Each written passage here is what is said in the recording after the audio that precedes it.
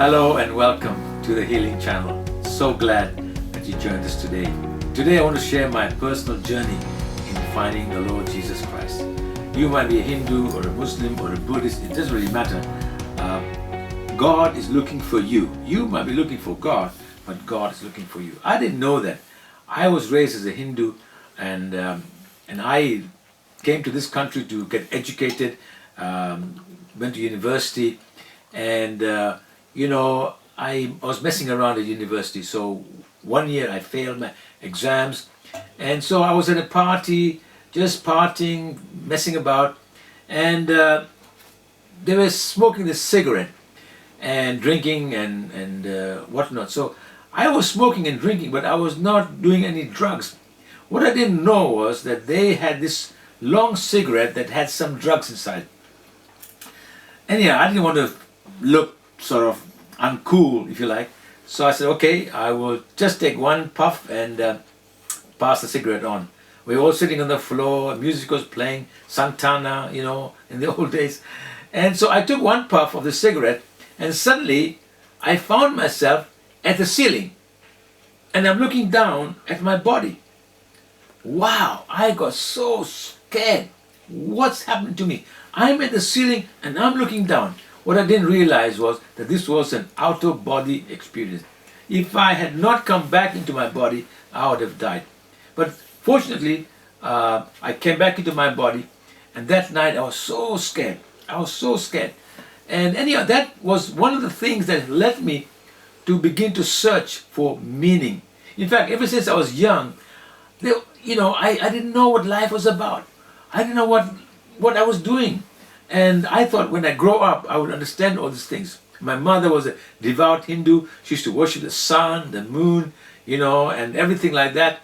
And the cow, the holy cow. And so, but I couldn't get into Hinduism. I went to the temple, but I couldn't worship the idols. And so I thought I would go to, when I go to university, I would get educated, and then I would know everything from science. But anyhow, it's a long story, but I looked into different things. I read about Freud, and since I failed my exams, I had a lot of time to waste for a whole year. And so I read about Mahatma Gandhi and different people. And I thought, nobody knows the answer to life. Nobody knows where we come from. Nobody knows where we are going when we die. Why are we on this earth? What are we doing here? What is life? And so one day I met some Buddhist monks, and so they were very nice, they were very kind. And so I began to follow Buddhism.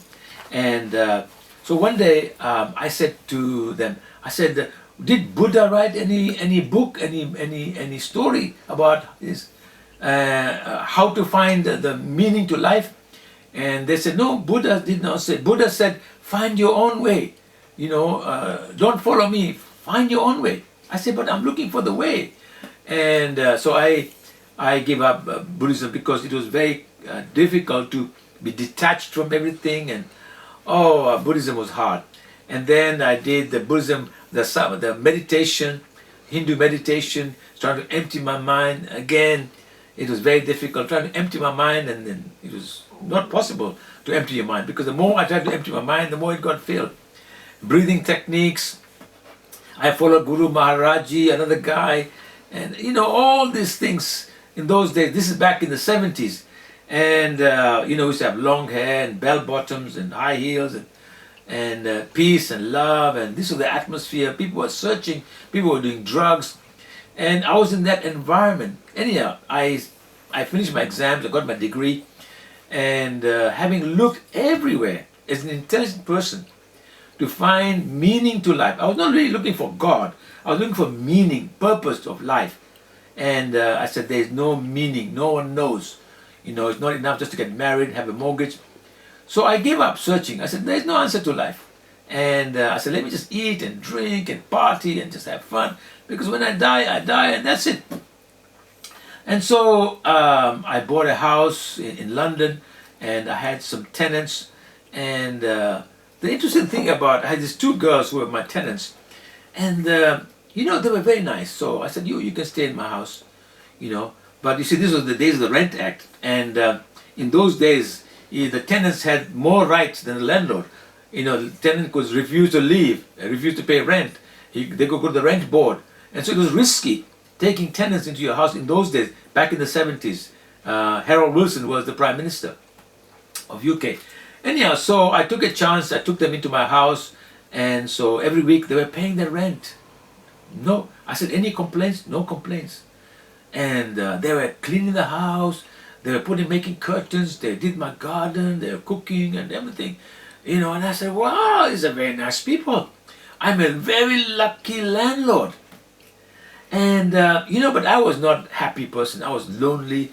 I was depressed. I was empty, drinking, smoking, and trying to find some happiness.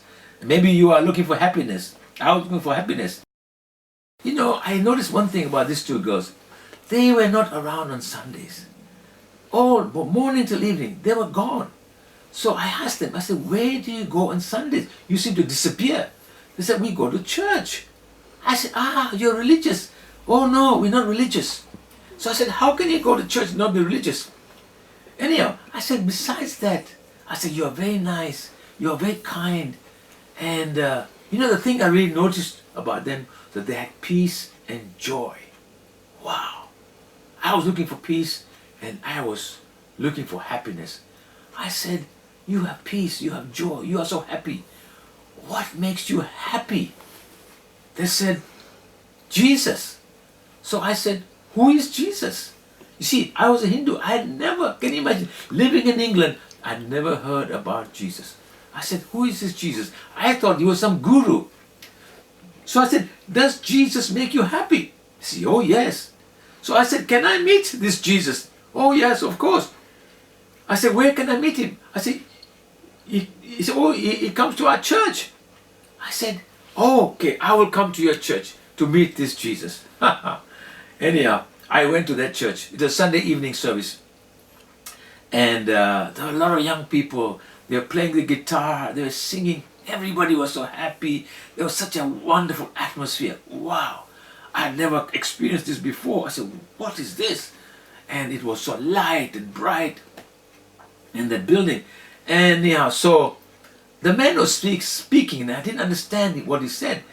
And what I didn't know was that he was speaking from the book of Revelation, from the Bible, and I didn't understand a word he said. All I remember was 666. But then at the end he said, there's somebody here who doesn't know Jesus. I would like to introduce you to him. And I said, what? I said, how does this man know? I said to my friends, you told him that I was coming. Please, why did you tell him? I wanted to come quietly to meet this Jesus, in the back room and introduce myself. He said, we didn't tell him. I said, but the man is saying there's somebody here. Anyhow, I didn't understand what was going on. But he said, if you want to know Jesus, put your hand up. Put my hand up. And at that time, I felt this power. I felt like I must put my hand up. But I didn't. I didn't put my hand up. Anyhow, I kept going to this church. I liked the people. They were so nice. They were so kind. Christian people. And I was Hindu. So they said to me one day, why aren't you a Christian? I said, but I'm Hindu. I said, Hindu can't become Christian. It's my karma. Unless the next life, maybe I can come back as a Christian. But this life is impossible. I'm a Hindu. You are born like that. And you cannot become a Hindu. You can't become a Christian. So I said, maybe unless the Pope, he does some special letter for me. He allows me to join you Christians. They said, no. You must be born again. I said, born again? What is that? I didn't understand. They said, pray this prayer. I said, okay. So we were standing outside and I looked up at the sky. I said, yes, dear Jesus, you know me, I'm a Hindu, but I want to follow you. I want to be happy. That's it. I want to be happy. Like these people, I want peace. I want joy. I want to follow you, but I'm a Hindu. What can I do? Will you allow me to follow you? Anyhow, when I prayed this prayer, I felt so light, like a burden lifted off me. Suddenly I felt so light. They said, you are now born again. I said, born again. I didn't understand. They said, now you must be water baptized. I said, oh, water baptized, what is that? But as a Hindu, if you have sins, the yogis will tell you, you wash yourself in the Ganges river, then you can be clean. So I understood about water baptism. I said, yeah, I want all my sins to be clean. I want to be clean from all the bad things. So I was water baptized in my own house, in my own bathtub. Can you imagine? And when I came out of the water, I felt so clean, so clean. For 3 days, I said, nobody touch me. Nobody touch me, because I felt so clean. I didn't understand what I was doing, but I simply accepted Jesus because I wanted to be happy. I wanted to be full of joy. I wanted love. Main thing was I wanted to love. I want to be loved by God. And slowly I began to understand what they were talking about, and realized that I was following Jesus Christ, the Son of God, who died on the cross for my sins. And so then I accepted him with full knowledge of what I was doing. And from that day it was just so wonderful. But what I didn't know was that hell was waiting on the other side. Because when my family found out that I had changed from Hindu to Christian, they were so upset. They went crazy. They were just accusing me, and giving me a hard time. So I escaped from my house, living by myself. But one day my father was very sick, and he had a slip disc, and so he was in a lot of pain. So when I went to see him, my mother met me. She was very angry. She said, you have brought a curse on our family. I said, I didn't do anything. She said, you have followed Jesus. Now look at your father. This is all your fault. And she made a challenge. She said, you tell this Jesus to fix your dad. And she left the room. So there I was. My dad was on the bed, and I'm there, and he was in a lot of pain. And I didn't know what to do. I was a young Christian. And then I heard a voice in my head. And this voice said, pray for him. Pray for him. I don't know how to pray for him. But this voice was very strong. It kept saying, pray for him. Pray for him. I didn't know how to pray. But I remember in the church, they would pray, they would lay hands and pray in the spirit. And I'd never seen a miracle. I'd never seen a healing. There was no healing in our church. Nothing was happening, ever happened like that. So I said to my dad, can I pray for you? He said, do, son, whatever you do, do. He was a Hindu man. He was 65 at that time. He was in his pajamas. I laid my hand on his head, and I just prayed for him. And I said, Jesus, heal him. And then this voice said to me again in my head, tell him now that he's healed. I said, what? He's healed? How? I couldn't understand. I didn't know what was going on. So anyhow, I obeyed this voice. I didn't know it was the voice of God. So I said to my dad, I said, I think you are healed.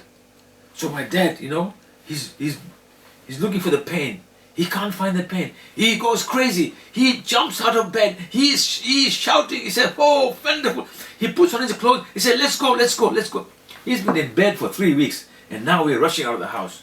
I said, where are we going? He says, your nephew is very sick. You have to pray for him. And so we went to my uncle's house, prayed for my nephew. He got healed. And from that day, I became famous. All my family, they were asking for prayer and everything. Then my sister-in-law, she had cancer. And we just prayed for her. Very simple prayer. We had no faith. Suddenly she said, I'm healed. I said, how do you know? She says, all the pain is gone. So I said, look, you better go to the doctor and let them check, because this is cancer. We don't mess about with this. So anyhow, the hospital, they did a cut. They cut the bone, because the cancer was in the bone. They cut the bone. There was no cancer. And she became a Christian. One by one, my family members became Christians because of meeting Jesus, seeing the power of God, being healed. And today, this is the healing channel. If you need healing, you can receive healing as well. And the last one was my mother. My mother was a devout Hindu. 50 years praying to Hare Krishna, would not believe in Jesus Christ. I tried everything to tell her about Jesus. She said, no, you have Jesus, I have Hare Krishna. But when she was dying one day, she phoned me. She said, son, I'm dying, but I'm very afraid. And today you might be listening to me. Maybe you are dying. Maybe you're dying, afraid of dying. And my mother was afraid of dying. And I said, look, Mom, if you accept Jesus, then you will not be afraid of dying, because you will know that you will go to heaven. And so my mother accepted. She prayed, he accepted Jesus Christ. And today she's in heaven. God healed her. And she lived another 8 years. But every time I used to phone her, she would say, "Hallelujah, son." And so my mother, my father, my brother, his wife, children, they all became Christians. And so today, whoever you are, you might be Muslim, Hindu, Buddhist, it doesn't matter. Jesus loves you. And he's looking for you. And if you just pray this simple prayer, say, "Dear Jesus, I am a Buddhist or I am a Muslim, but I want to follow you. Please help me. I accept you into my life. Come into my life. Show me the way." Because in the Bible, the Thomas was asking Jesus, "Show us the way." And Jesus said, "I am the way, the truth, and the life. No man comes to the Father except by me." So you can know God through Jesus Christ. It's so simple. One prayer, one small prayer is all you need to say, "Jesus, I'm coming to you. Accept me, forgive me, come into my life." And you can know God for yourself and be happy. Like me, I am happy. I am full of joy. I have peace. And I am assured that when I die, I go to heaven. I don't want to die yet, but I'm not afraid of dying. I know where I'm going. And you can also know where you're going if you have Jesus. You will not be afraid of dying. You will not be afraid of anything because Jesus is your friend from today. God bless you. Thank you so much. Bye-bye.